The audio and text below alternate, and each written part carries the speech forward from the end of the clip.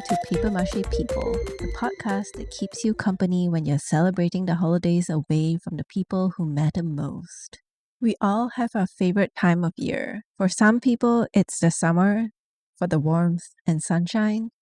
For others, it's autumn, when the trees turn golden or red and the air feels crisp. For me, it's the time of the year when family members drop everything going on in their lives and make time to gather together and enjoy each other's company. It's a season with lots of good food and snacks, fun games, fireworks, and conversations that stretch into the night. For my co-host Yiling and I, Misha, that season is Lunar New Year. Today, we will discuss what are our favorite moments of this festive season and the stories behind where some of these traditions come from. So grab a snack, get comfortable, and let's get into it. Yiling, what are you most excited about for this Chinese New Year? Well, this year is kind of special for me because I'm having my wedding reception right before it. And I'm going to have a lot of family and friends who are visiting, people who don't live in Kuala Lumpur will be coming together. And yeah, I'm really looking forward to that family gathering. It's been a long time since we have everyone in the same place. Yeah, that's really cool. What about you? I am looking forward just to have a regular New Year's with my family, and the highlight would be the food and playing games with my family. That's like the staple. That's a staple for Chinese New Year. Food, games, and just chill time together. Exactly.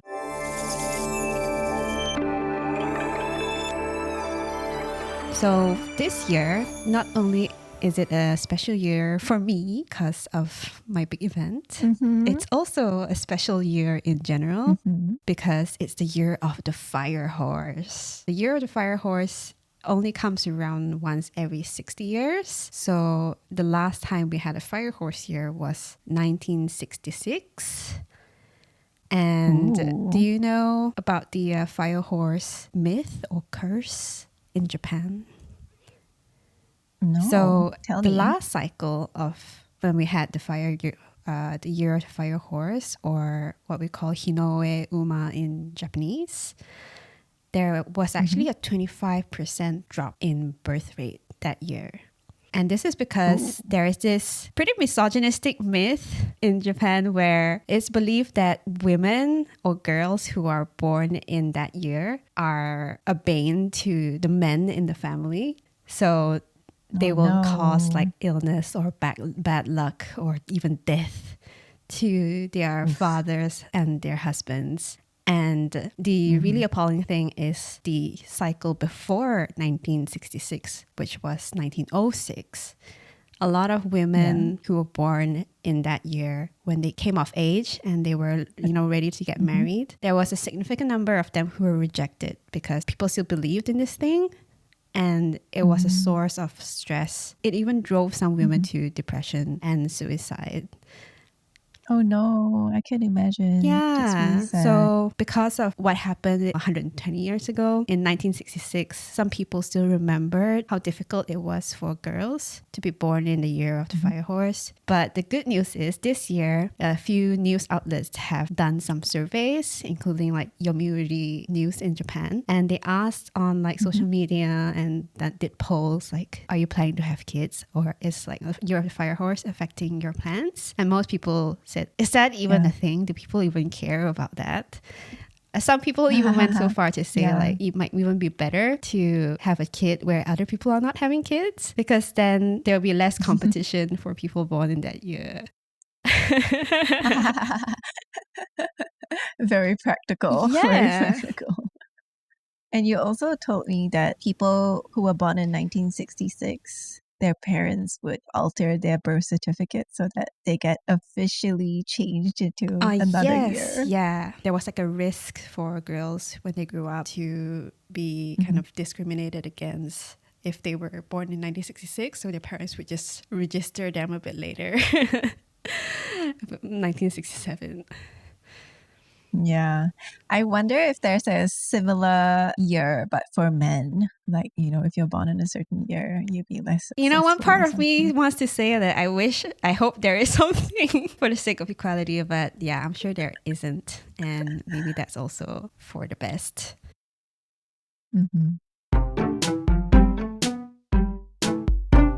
So, Misha, what are 3 things that you always do during Chinese New Year? We always eat, we play games, and we watch the lion dance. I think a year without Chinese New Year cookies would be a really sad year. Yes, agreed. My favorite is the pineapple tarts, and my grandmother used to make the most delicious pineapple tarts.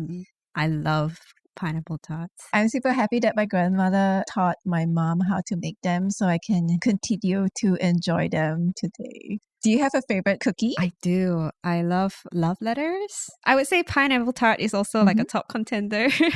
But the thing about love letters is like they're so delicate and they usually come in this tin, like this closed Milo tin. Yes. And whenever you open the top and you see like someone has like dumped the tin too strongly at one point and all the love letters would be broken. That's like the saddest thing. So many broken hearts.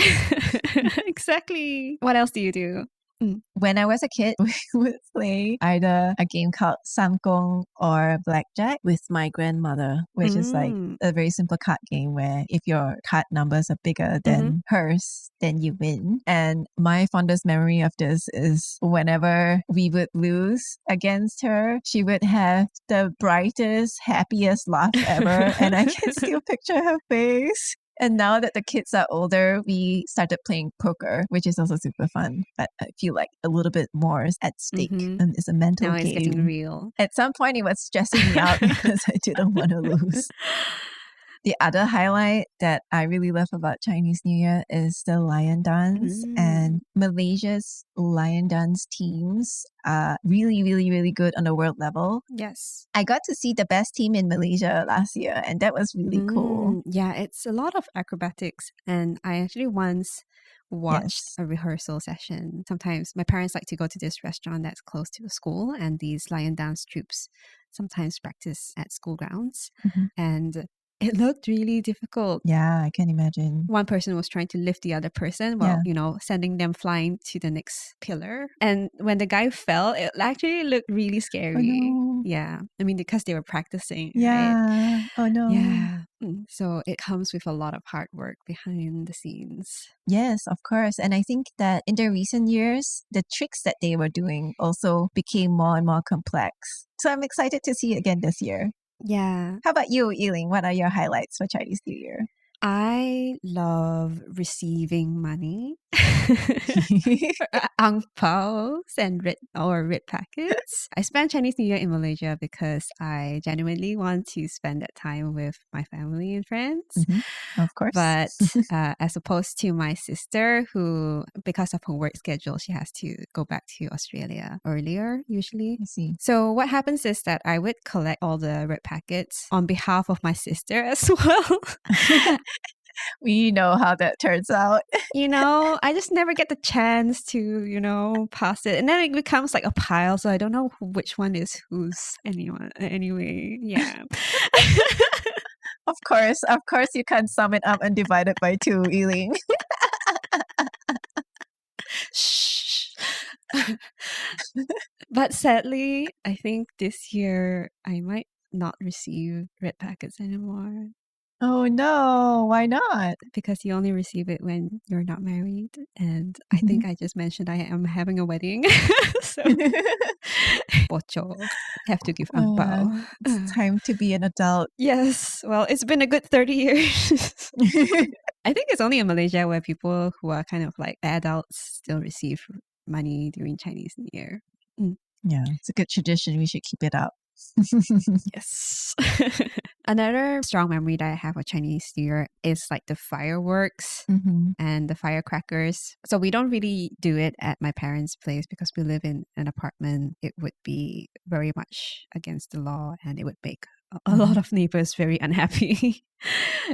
But sometimes we visit our family and friends, and they live in landed properties, and they would set off these firecrackers. So I don't have fond memories of firecrackers because they are obscenely loud. Like, I can't imagine Yes. how they made it that loud. Yeah. But I do have fond memories of this miniature firecrackers that is kids friendly. Pop Pop comes in a box. Yeah. It's it's this little white seed like things that explode when you throw it against the surface. And now that I think of it, I'm pretty sure they wouldn't allow kids to play with that in Japan.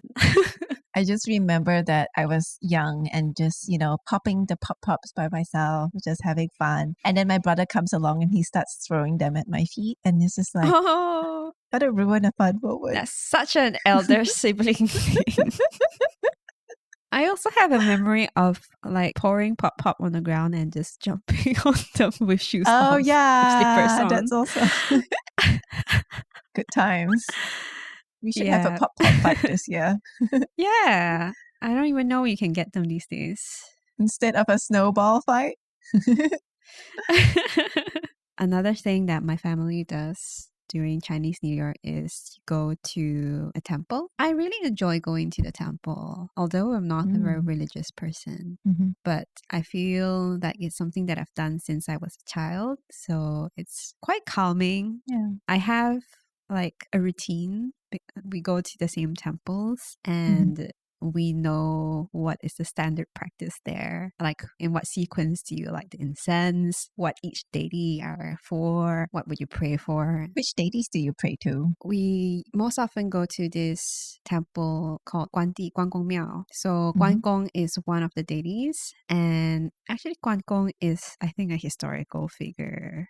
He's a very brave and strong general. So you would pray for like protection and also courage and general prosperity, I think. Another deity that you will see everywhere is the Guan Yin Pusa. Guan Yin is actually more of a Buddhist deity. Yes. They are also commonly found in Japanese temples. And she's like the goddess of mercy. So you would pray for good health, kindness. Usually when I go to the Guan Yin, I would just pray that everyone has a safe year ahead, 出入平安, like no accidents, no health incidents, and general peace. Yes. I hope that everyone's at peace. Yeah, so those are like the two main deities that like cannot miss. And of course, there's a Tiangong, who's like the Yuang Dadi, the Jade Emperor, who's like the god of the god. Where everyone reports to him. The top guy.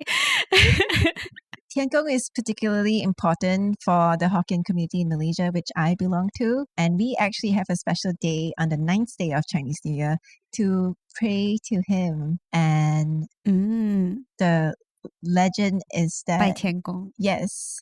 The legend is that Hokkien people hid in some sugarcane plantations when they were being invaded, and they prayed to the Tiangong. And the Tiangong protected them during this time. But I have a question for you, Yiling. What's up with Natukong?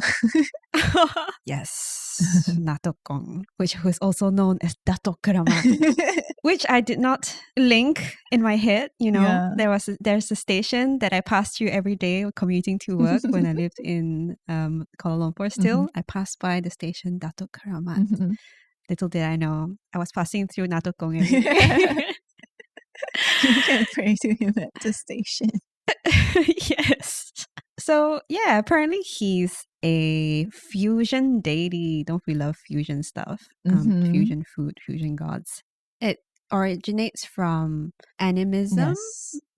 Before Islam and Taoism and Buddhism came along to the Malay Peninsula, animism was the primary religion, and then came Islam, and then people started to but people still did not completely forget like the spirits in rocks and the trees and the anthills and stuff like that. So they kind of infused it with their new religion. Datuk means a grandpa, a grandfather, basically. Yes. So they would see a grandpa in all white and even wearing a songkok. Yes. I would say that might be a bit blasphemous for Muslims. Taoism. But yeah.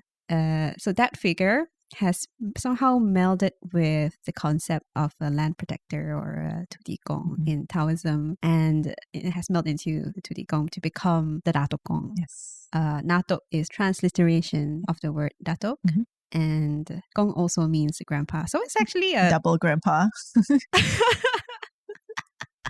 And they are ubiquitous in Malaysia. You see them everywhere. So every single building in Malaysia, I believe, has a latokong, especially like the huge skyscrapers. KLCC has a latokong. Interesting. The new TRX has a latokong. If you look for them, they will be there. And they're always outside, separate from the main building. So they're never inside the main building. For some reason. Yeah. And when you go to a Chinese temple, they will also have an atokong. And they are usually by the side, a bit out of the way. And they are part of the ritual when you offer the incense. They're usually the last guy you have to offer prayers to.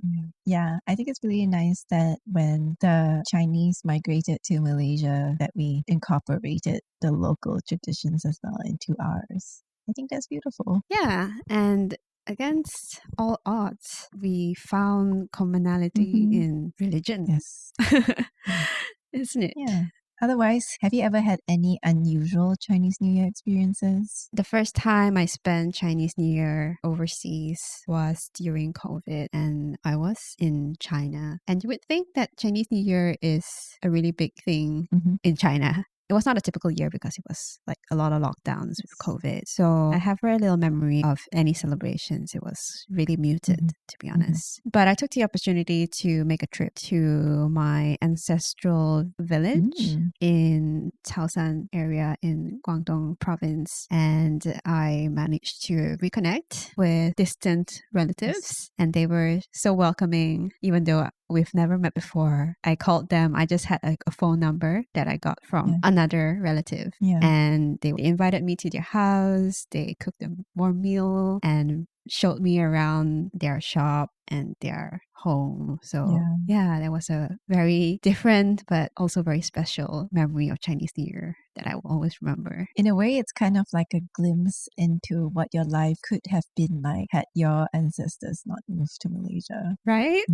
Yeah, it would be so different. I remember talking to my father's cousin's son, and he was a little bit younger than me. And this was like 6 years ago. So he must have been in his early 20s. And he told me over tea, because everyone has tea, very good Chinese tea.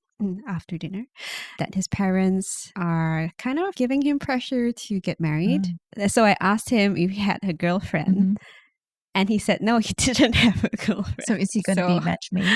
Apparently, yes, he was open to getting matchmade. And to be honest, I feel like I might have been okay to be matchmade if they send good candidates. That's a big if. You know, the thing is like you have to find the I good. think that's the problem. Yeah.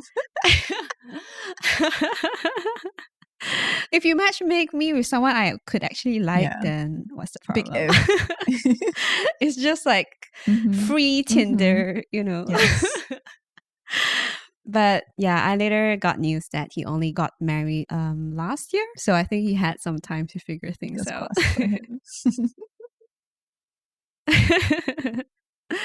How about you? You spent many Chinese New Years abroad, didn't you? There were a few years where I couldn't go home for Chinese New Year because around that period is the exam period. So I would either have friends over or go to friends' places and we would make food together. And that is how I actually learned to make dumplings from scratch. Cool. And by dumplings, you mean 饺子, the 饺子. northern Chinese 饺子, Yes. boiled in the water. 饺子 is actually quite a therapeutic dish to make if you have some time on your hands. Folding 饺子 can be quite relaxing. Yeah, and it's also a fun group activity to do together. It is.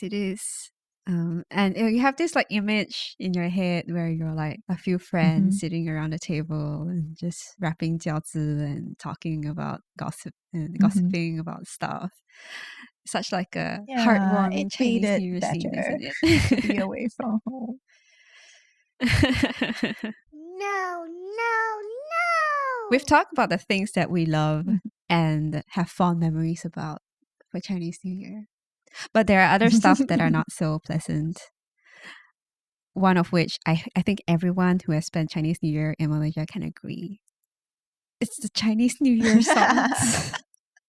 Dong dong dong chang. Like, why do they have to all be upbeat? I don't get it. Like, Christmas songs, you have like Jingle Bells, then you have the romantic one, like, Last Christmas. and then you have like the mellow ones, like Silent Night. No, Chinese New Year songs, all upbeat, all have some sort of percussion instrument.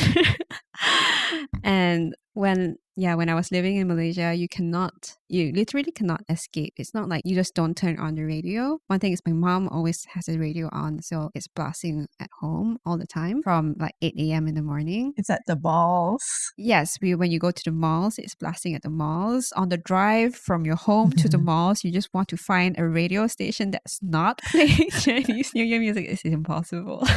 But it's funny that you say that. Last year when I went home, I think exactly because of this reason, no one was playing any Chinese New Year music. And me coming from overseas, I was like, where's the mood? I mean, everyone's just behaving normal. No, it's a special day. And I played some Chinese New Year music just to have some vibes at home. And everyone's like, who's so noisy? Who's so noisy? Turn it off.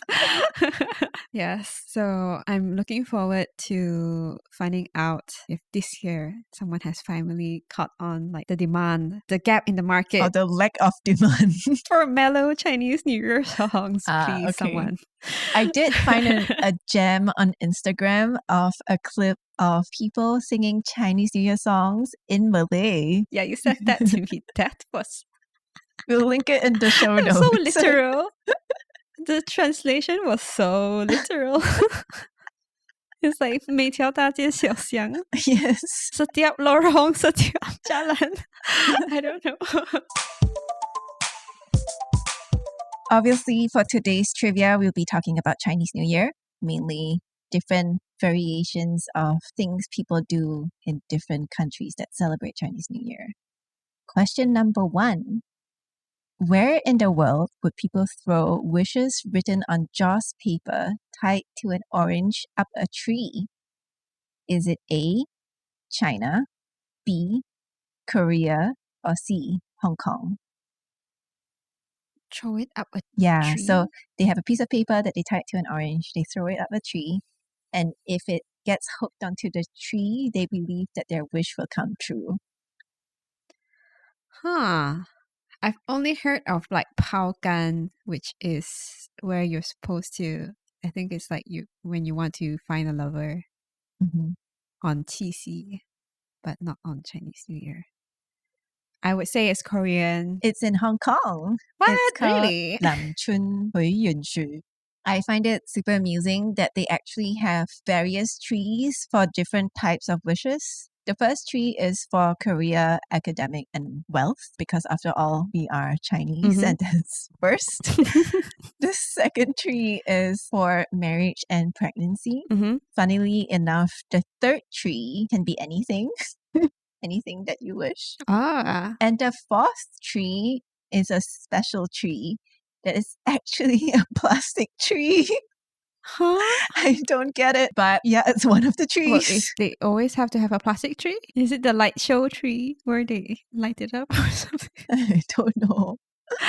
Okay, interesting. Second question. Where do people eat a dish that would make you 1 year older during the Lunar New Year? Is it A, Korea, B, China, or C, Vietnam? It feels like it can be any of the above. I would go again with Korea. You're right. Oh, yes. Yes, the dish is called tteokguk, and it's a rice cake dish with soup. And if you eat it, then you gain 1 year.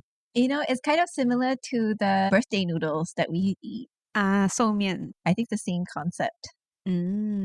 But you have it during Chinese New Year, so everyone ages 1 year during Chinese New Year? It's like, you know, when we used to go to school, our so-called age on paper is by the calendar year, right? Yeah. So I guess it's the similar concept that we all gain a year together. Interesting. Last question of the day. Where in the world does the first visitor of the year determine your luck for the year? Is it A, Vietnam, B, China, or C, Korea? First visitor. So if you're never invited to be a first visitor, is that sad? It means something. Gotta up your game. I've never heard this in China, and I've already guessed Korea twice, so I'll go with the fun choice, Vietnam. Yeah, you're right. Very smart. Um, yes, so they are actually very careful with who they invite to be the first person who visits the family for a given year Wow. because that person defines your year. So only successful people, successful and happy people allowed. Exactly. And people who had recent deaths in the family, who are in financial trouble, or even if your zodiac sign is incompatible, What? you're not going to be invited. Yes. Oh, the last one is so sad though. But you can come later, but just not be the first. What does first mean? The first person to step into the house? Exactly. Yeah. Okay. And children are told not to run into other people's houses randomly during this time as well. Ah. Mhm. Otherwise, by accident, you get the child's luck for the Yeah. year. That's all from us today. May the new year bring you health, happiness, and abundance. If you've enjoyed yourself today, don't forget to like and subscribe at papermache.people. Till next time.